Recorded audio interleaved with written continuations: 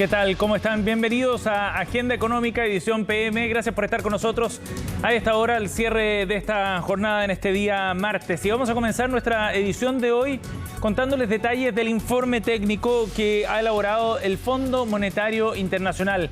El organismo realizó un informe respecto a la situación que está viviendo nuestro país. Es el término de una misión que se ha desarrollado en los últimos meses y aquí se entregan las conclusiones preliminares del personal del FMI al término de esta misión realizada en la mayoría de los casos a un país miembro, en este caso Chile. Bueno, el artículo lo que destaca es que los desequilibrios macroeconómicos que Chile fue acumulando durante la pandemia ya se han corregido en gran medida, a pesar de un escenario internacional que puede ser todavía adverso. Y ahí aparecen varios titulares bien relevantes. El primero de ellos dice es que la economía chilena está encaminándose ya a su crecimiento tendencial. Y esa es una muy buena noticia porque proyecta, de hecho, un crecimiento de hasta un 2% para 2024. Es un rango de 1,5 a 2% el que entrega el Fondo Monetario Internacional y ya a mediano plazo podría ir acercándose a un 2 a 2,5%. Ahí está el crecimiento tendencial de nuestro país y en ese sentido la aplicación de políticas monetarias macroeconómicas, dice el FMI, ha ido facilitando la normalización de la demanda interna. ¿A qué se refiere con eso? A que en el periodo de pandemia, recordemos, hubo retiros de fondos de pensiones, retiros anticipados o bien apoyos directos desde el Estado que generaron un desequilibrio desde el punto de vista de la demanda interna, precisamente un exceso de liquidez circulante y que tuvo efectos directamente en la inflación y por ende luego con la restricción de tasas también en el crecimiento económico. A eso se refiere entonces el Fondo Monetario Internacional. Prevé además que la inflación ya debería ir desacelerándose hacia un 4 a 4,5% para fines de este año y luego ir acercándose a la meta de 3% para el segundo semestre de 2024. Esas son las buenas noticias. De todas maneras, advierte el fondo que persisten riesgos externos que siguen siendo muy elevados, por ejemplo, lo que pasa con las materias primas debido a la desaceleración en China y también la intensificación de conflictos regionales en el mundo. También preocupa a nivel interno, ojo, la polarización y fragmentación política, advierten el FMI, que puede generar demoras en el proceso de ciertas reformas, o también la incertidumbre acerca de la solvencia de las instituciones de salud privada, de las ISAPRES. Otra advertencia que está entregando entonces el Fondo Monetario Internacional. Dice además, por último, que la política monetaria ya está en curso para ir convergiendo a la meta de inflación y advierte en todo caso que la política fiscal tiene que crear cierto margen para atender nuevas necesidades de gasto. Podría interpretarse esto también como un apoyo quizás a la necesidad de ir recaudando más recursos para solventar precisamente esos gastos de largo plazo. Por último, para reforzar la resiliencia del sector financiero, advierte el fondo, hay que continuar con esfuerzos que ya están en curso. Es otra de las sugerencias que hace el Fondo Monetario Internacional. Ahí entonces algunos de los puntos, un informe de 5 páginas, pero bastante completo en la síntesis respecto al escenario que está enfrentando Chile, un escenario de repunte, de ajuste, pero todavía con bastantes riesgos internos y externos en el horizonte. Las investigaciones en el marco del denominado caso Audios generaron el primer despido al interior del Servicio de Impuestos Internos. Se trata de Cristian Soto, quien se desempeñaba como director de Grandes Contribuyentes. A través de un comunicado desde el servicio señalaron que los antecedentes de la investigación interna que se lleva a cabo en el organismo, junto a las diligencias encargadas por el Ministerio Público, implican que se haya perdido la confianza en la gestión de Soto, quien ocupaba el cargo desde septiembre del año pasado. Primera decisión en términos de también cautelar la opinión pública en términos de el director de las Grandes Contribuyentes. Se le ha pedido el cargo por la confianza que hoy por hoy se disipa, dado que es parte de los que están involucrados administrativamente con los procesos denunciados. ¿Por qué la señal tiene que ser tan rápida y presta?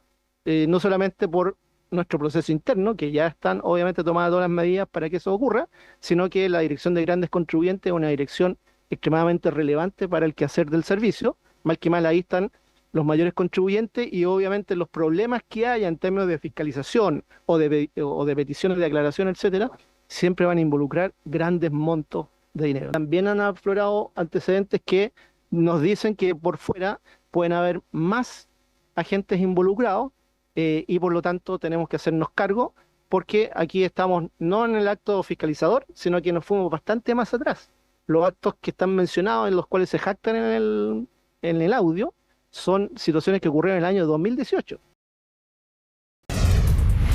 Bien, vamos a ir a otro tema. Ponemos el foco de atención en Argentina, como ha sido la tónica en las últimas 48 horas, después del triunfo de Javier Milei y después del feriado de este lunes. Los mercados repuntaron ya y reaccionaron en definitiva al triunfo del candidato libertario. Después del triunfo de Milei vino una reacción fuerte en la bolsa argentina, que subió, pero con un dólar que también sigue apreciándose en el mercado vecino, en medio de una serie de compromisos bien ambiciosos que ha planteado Javier Milei, que dijo que lo haría todo sin gradualidad. Una de las primeras señales que ha enviado y que recoge el mercado. Orlando Silva nos cuenta qué ha ocurrido en las últimas horas. Primer día hábil post-elección presidencial en Argentina, y mientras los trasandinos comenzaban el día con un ojo puesto en la reunión entre el presidente electo Javier Milei y el saliente Alberto Fernández, el otro miraba con atención la apertura en la cotización del dólar en sus varias versiones. Las 3 semanas, obviamente, el incentivo del gobierno es distinto al incentivo de Javier Milei. Vamos a tener un gobierno que va a tratar de mantener este statu quo, obviamente no quiere hacer el trabajo sucio, como decimos acá en Argentina, que dicho sea de paso sería hacer un salto del tipo de cambio. Y por otro lado tenemos al presidente electo que va a querer que le dejen la casa lo más ordenada posible, y en ese sentido quiere arrancar con un tipo de cambio más alto. Y ese es el camino que al parecer ya se comenzó a pavimentar. Mientras el tipo de cambio oficial no registró variación, el dólar informal o blue abrió la jornada con un salto de 100 pesos, llegando a 1.050 en la apertura y alcanzando un pic de 1.075 pesos en el día. El dólar futuro, en tanto, que es el que las empresas calculan para cerrar negocios por adelantado, también subió su proyección, esperando ahora que el tipo de cambio oficial llegue a 857 pesos en diciembre y a 1.000 en enero, es decir, una devaluación del peso argentino de 30 pesos en lo que queda de este año, proceso que tendrá consecuencias para el ya golpeado bolsillo de los argentinos. La expectativa de un salto cambiario está en el mostrador. Eso obviamente en el corto plazo va a ser un poco más doloroso, porque se va a ajustar el tipo de cambio. Obviamente tenemos una inflación alta que va a estar más alta, y los problemas sociales en el corto plazo se va a agudizar. Entonces, en ese sentido, lo que esperamos va a ser un primer trimestre bastante áspero, por así decirlo, en el sentido de una inflación que va a subir un poco más. Hoy ya se están actualizando precios de nuevo. Justamente otro efecto poselección que se registró este martes fue una avalancha de alzas de precios en el comercio, y que en algunos productos llegó al 40%. Por eso, el gobierno saliente convocó de emergencia a las principales cadenas de supermercados para lograr un acuerdo que limite las alzas en los precios, al menos hasta el cambio de mando, cuando el control de la inflación pasará a manos de Milei. La principal clave para Milei es lograr un programa de estabilización que empiece a bajar la inflación en la Argentina. Si Milei logra de acá 6 meses, 8 meses, lograr estabilizar los precios y empezar a bajar la inflación, eso le va a dar un plafón de apoyo político fundamental. Apoyo que será fundamental para llevar a cabo uno de sus pilares programáticos, pero también uno de los más cuestionados, la dolarización de la economía trasandina. Él podría dolarizar, sí. Hay distintas formas de hacerlo. La alternativa que él vino impulsando en campaña es una alternativa que se ve como inconsistente, en el sentido de que requiere de una emisión de deuda muy alta en una situación en la que la Argentina tiene las paridades de los bonos bajísimas. Eso generaría problemas por el lado de la sustentabilidad de la deuda y generaría problemas por el lado fiscal. Entonces se la ve como que no es la mejor opción. Pero hay otras opciones para dolarizar. Pero si el futuro cercano de la economía argentina se ve al menos tumultuoso, ¿cómo afectará esto a los chilenos que en el último tiempo han ubicado a Argentina como uno de sus destinos predilectos? Los chilenos se van a favorecer, en principio, de que Argentina va a estar más barata, porque Argentina necesita acomodar su tipo de cambio. Esto es, el peso se va a devaluar, y en el caso de ustedes van a ver que el peso chileno va a valer más respecto al peso argentino. Entonces, todo el chileno que quiera ir a Mendoza, Bariloche y demás, le va a ser mucho más barato. Lo concreto por ahora es que de aquí al 10 de diciembre la atención estará puesta en el nombre que elegirá Milei para ocupar el Ministerio de Economía, ya que no solo será el cargo más clave de su gobierno, sino que el que estará llamado a llevar adelante las ambiciosas promesas que lo llevaron a la presidencia. Bueno, ya veíamos cómo los mercados reaccionaban en Argentina. Vamos a profundizar en este tema y veamos también, de paso, qué es lo que está ocurriendo con el tipo de cambio acá en nuestro país. El contacto hasta ahora es con la analista de mercado de XTV, Francisca Hurtado, quien está con nosotros. Francisca, gracias por el contacto.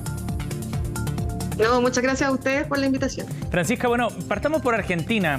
Ha concentrado con mucha razón la atención en las últimas horas. Ya hemos visto un repunte, por ejemplo, en el tipo de cambio allá en el país vecino. ¿Qué es lo que interpretan ustedes de lo que ocurrió este martes, después de un lunes feriado? Exactamente. Bueno, hoy ya después del feriado empezamos a ver los efectos que está curtiendo básicamente los resultados electorales. Si bien esto ya es una sorpresa en sí para el mercado, lo interpreta de esa forma porque los resultados que obtuvieron al presidir a una elección de extrema derecha dio un impacto inmediato en lo que es el tipo de cambio. Previo a las elecciones estaba cotizando cerca de los 287 aproximadamente. Y bueno, hoy día ya con la apertura del mercado vimos que está a 356, lo que se ha elevado harto con respecto a la depreciación que ya venía presentando el peso argentino. Sí, claro. Y además de un reflejo en la renta variable. Y ahí estábamos viendo, los números que tú nos dan son los del cambio oficial en Argentina, ¿no? Porque el dólar blue, sabemos, está en otros niveles y también, bueno, repuntó con fuerza este martes. Exactamente, sí, el tipo de cambio oficial. Sí, de acuerdo. Ahora, Francisca, ¿cómo se entiende en todo caso ese repunte o por qué sube de nuevo el precio del dólar allá en Argentina? Te lo pregunto porque Javier Milei es un candidato que de todas maneras respalda el libre mercado, que ha hecho una apuesta también bien radical en esa orientación, ¿no? Ha anunciado una dolarización, en fin. ¿Qué factores son los que inciden entonces en que se siga devaluando el peso argentino? Él al querer dolarizar Argentina, además suma otras propuestas que son también la expansión de las relaciones comerciales, por ejemplo, con otros países, por ejemplo, con pactos con Israel, con Estados Unidos, con Mercosur, que en el fondo ellos ahí quieren ampliarse para ese lado, y también por el lado radical quitarle lo que es el poder al Estado y desaparecer lo que es el Banco Central de Argentina. Entonces, esto a la larga, si bien vemos que el impacto ha sido inmediato luego de las elecciones, que subió un tipo de cambio, por lo menos hay ciertos portales, sobre todo Bloomberg, que proyecta que la desvalorización del peso argentino podría seguir así en aumento, verlo cercano a los 1.000 pesos dentro de un mediano plazo, por ejemplo. Pero claro, esto debido a que todas estas políticas que él quiere impulsar son netamente contrarias a lo que es tener una divisa nacional potente. De acuerdo, de acuerdo. O sea, en un escenario de mediano plazo, la situación cambiaria por lo menos allá en Argentina no va a cambiar mucho entonces. Podríamos seguir viendo que se devalúe la divisa, pero más aún por los efectos internos que tienen estas decisiones que él podría llegar a tomar, que un potenciador del dólar internacional. Perfecto. Francisca, hablemos también de lo que está pasando con el mercado cambiario, pero a nivel local. ¿Qué está ocurriendo con el precio del dólar acá en Chile en las últimas horas? Claro, mira, el precio del dólar en particular se ha visto afectado aproximadamente hace una semana y media, donde estuvimos viendo que sobrepasó los 950 pesos aproximadamente, hoy ya está en la línea de los 870. Internamente tenemos lo que es el cobre, que sí se ha potenciado su demanda y su precio también, su cotización en bolsa en el último tiempo, pero también el dólar internacional ha ido decayendo. Y esto por netamente temas relacionados con Estados Unidos. O sea, la última decisión de tipos que no tuvo ningún movimiento, y el dato de inflación de la semana pasada, que fue el más esperado, o sea, una inflación de Estados Unidos que cayó de un 3,7 a un 3,2%, siendo que se esperaba que fuera un 3,3%, dio un aliciente bien fuerte a que quizás, por lo menos ya en diciembre, no haya movimiento de tasas y hay una cero probabilidad de que exista un alza, y observamos que quizás en marzo ya hay un 30% de probabilidad de que podría existir una baja de tasa de interés. Entonces, al Banco Central realizar esta baja afecta directamente a la divisa, lo que hace en sí es devaluarla. Entonces, por eso vemos un dólar internacional más débil. Bien, veremos ya cómo, o qué señales más bien se van dando en los próximos días en torno al precio del dólar entonces acá en nuestro país. Francisca, gracias por conversar con nosotros hoy día. Un gusto, que esté muy bien. Chao. Gracias. Chao. Vamos a la pausa, volvemos con más de Agenda Económica, no se vayan.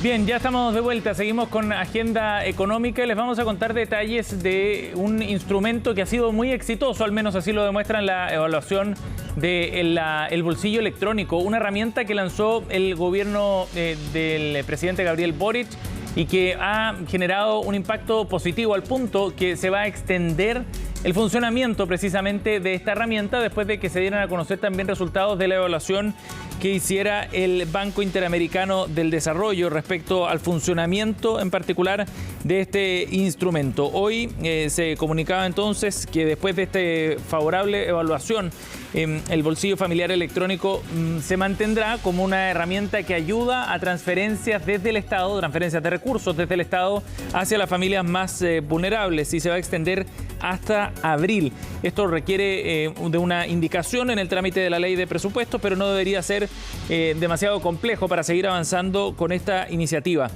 Recordemos que esta herramienta, el bolsillo familiar electrónico, beneficia a cerca de 3 millones de personas a nivel nacional y se basa en las conclusiones que realizara el Banco Mundial respecto al funcionamiento de este instrumento. La ampliación significa movilizar recursos contemplados en la provisión del Tesoro Público y por lo mismo se tiene que ingresar esta indicación. El ministro Mario Marcel, en un comunicado de prensa, se refería también a esta decisión y decía que cuando se había legislado sobre este tema, se había fijado con una vigencia hasta 2023, diciembre de 2023, pero con la posibilidad de que siguiera dependiendo de la evaluación. Como aquella evaluación, ha sido exitosa y satisfactoria, se extiende entonces en su funcionamiento hasta abril del próximo año. Este bolsillo familiar electrónico es una medida liderada por el Ministerio de Hacienda que busca traspasos de recursos con ayudas focalizadas a los sectores más vulnerables de nuestro país. Y recientemente obtuvo un premio, el Premio Nacional de Innovación Aboni 2023 en la categoría de Innovación Pública BID. Así entonces se va avanzando en esta materia que permite, como decíamos, una cobertura amplia. Son cerca de 3 millones de personas, pero 1,5 millones de beneficiarios, de los cuales 97% contaba con una de ellas al momento de implementarse este beneficio, una cuenta RUT, y que permite acceder a una serie de comercios a lo largo del país. Mini markets, grandes supermercados que sumaron en conjunto el 79% de las compras realizadas con este bolsillo electrónico.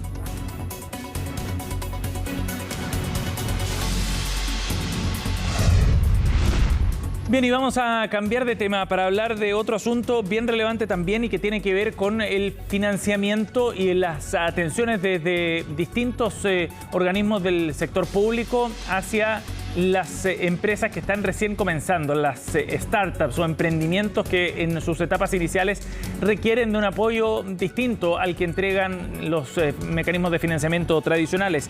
De hecho, este martes el presidente de Banco Estado, en conjunto también con el vicepresidente ejecutivo de la Corfo, lanzaron un modelo de atención especializada orientado precisamente a las startups que han tenido un crecimiento vertiginoso en los últimos años. Vamos a conversar de este tema junto al vicepresidente ejecutivo de Corfo, José Miguel Benavente, nos acompaña a esta hora. Gracias por el contacto, muy amable. Hola Sebastián, ¿qué tal? ¿Cómo estás? Gracias por conversar con nosotros.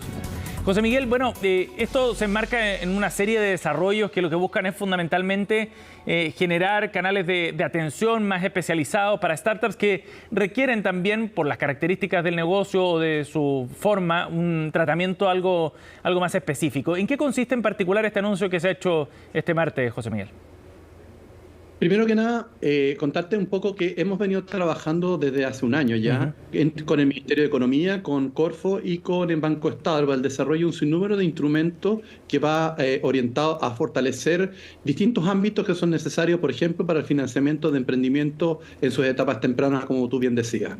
Uno de ellos es justamente esta plataforma que lanzó Banco Estado ahora, que se llama Plataforma Startup, que principalmente es un instrumento para financiar por el lado de la deuda a emprendimientos que quieren empezar a comenzar ya a escalar y para buscar invertir, ¿no es cierto?, en su proyecto, pero que obviamente tienen una restricción financiera para hacerlo. Y tú lo sabes muy bien, Sebastián, los startups principalmente tienen, entre otras cosas, se financian con capital propio, algunos de ellos, pero otros generalmente salen a buscar financiamiento del tipo, ¿no es cierto?, capital de riesgo, claro, ¿no? Que hemos Startup Chile y otros, ¿no es cierto?, el mismo programa que tiene la Corfo, ¿no es cierto?, de Fondo de Capital de Riesgo, o el Venture Capital Chile. Pero eso forma parte de lo que se llama el equity. O sea, estos financistas entran como en la parte de la propiedad de la empresa. exacto. Pero a O sea, veces se consigue financiamiento cediendo una parte de la propiedad. propiedad de la compañía. Exactamente, pero también a veces las empresas necesitan para su escalamiento, porque a veces estos financistas de alguna manera o no encuentran suficiente o ellos están viendo de alguna manera otras fuentes de financiamiento, también necesita lo que se llama como una deuda, o sea que tú le pidas plata al banco, literalmente. Pero el banco generalmente cuando evalúa estos proyectos tradicionales, cuando tú vas a cualquier proyecto de empresa, tú tienes que poner garantías, tienes que poner, ¿no es cierto?, tienes que mostrar historial de Claro, ventas, etcétera. Y las startups generalmente no tienen ni garantías ni tienen historial. sí.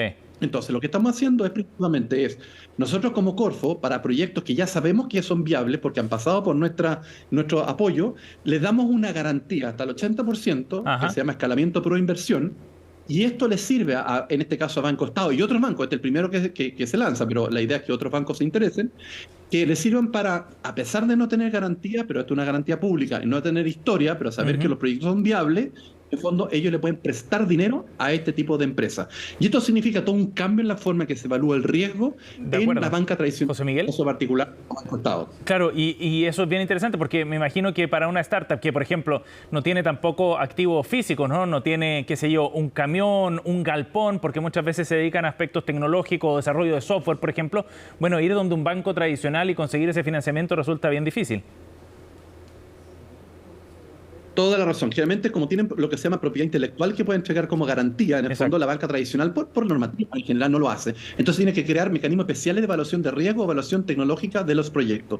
Y eso es lo que está haciendo este programa Startup en Banco Estado, que hemos lanzado conjuntamente, pero estas garantías que nosotros entregamos, en el fondo, a estas empresas que han pasado esta startup por Corfo, también pueden ir a pedírselas a otro banco. Lo que pasa es que la idea es que Banco Estado sea el primero que lidere, que va a ser el pionero, pero mira, son más o menos 28 o 30 garantías, que en total son 7.000 millones, y nosotros tenemos un fondo de $1.000 millones destinados para este tema. ¿Te fijas? Entonces nosotros esperamos que hay muchas más empresas, un pipeline enorme de emprendimientos que están saliendo a la Corfo. Tenemos algo así entre 4.000 y 5.000 emprendimientos en stock en este momento, que potencialmente pueden acceder a esta garantía para buscar financiamiento vía ahora deuda, ¿no es cierto?, claro, en la banca.